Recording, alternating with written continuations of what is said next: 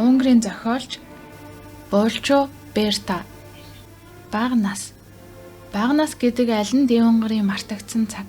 Гэвч эрт дээр үеийн амьдралд тохиолдож байсан аимшиг сэтгэлийн донсолгоон, өлсгөлэн, хүсэл мөрөөдөл зэрэг хурц тод явдлууд олон зохиолчийн бас миний ч ном зохиолд ямагт амлан өрслөгцээр байгаа билээ.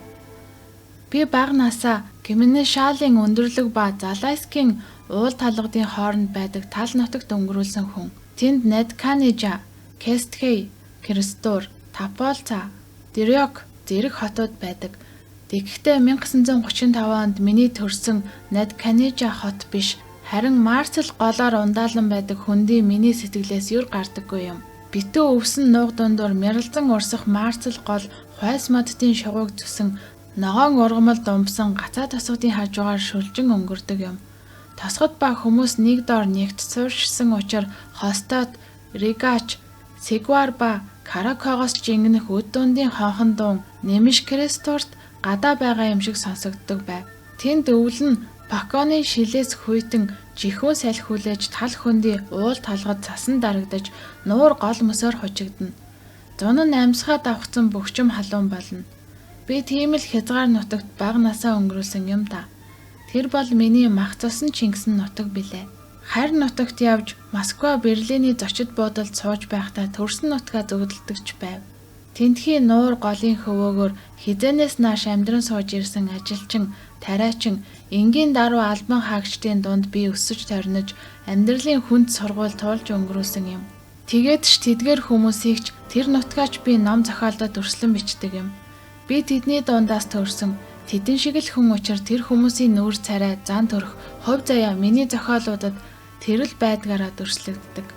Халуун хүйтэн эрсдэс солигдсон уур амьсгалтай, сүрлэг тогшин уулын чулуулаг, хөрмөн чулуун уус бүхий дунайн чанд дах тэр хязгаар нутаг жам ясаараа тэр нутгийнхныг иргэшээлдээ нэгэнт оруулсан ажгүй. Би хялбар бус зам туулж зохиолч болсон билээ.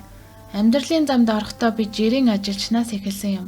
Ойн аж ахуйд усан онгоцны зогсоолын барилга, дунайн чанад дах заводуудад олон жил ажил хийсэн. Суралцаж, номын санд ажиллаж, дараа нь сонин сэтгүүлийн редакцид ажиллаж байв. Тэгээд зохиолч болохыг мөрөөдөх болсон юм. Гэвч хүсэл мөрөөдөл тэрч байтугай авьяас бэлэг байлаа гэд мэргэжлийн зохиолч болно гэдэг хэцүү хэрэг. Хувь заяа жаргалтайгаар эргэх адтай гинтийн тохиолдол гэж хүнд бас байдаг. Надад ч бас тийм явдал тохиолдсон гэж би боддог. Би хотод суух болов. Эхлээд Кесткей хотод очиж гимназ төгссөн ба дараа нь Сүмийнхэн алтан ганжаар гялалдсан Пеж хотод очиж суусан.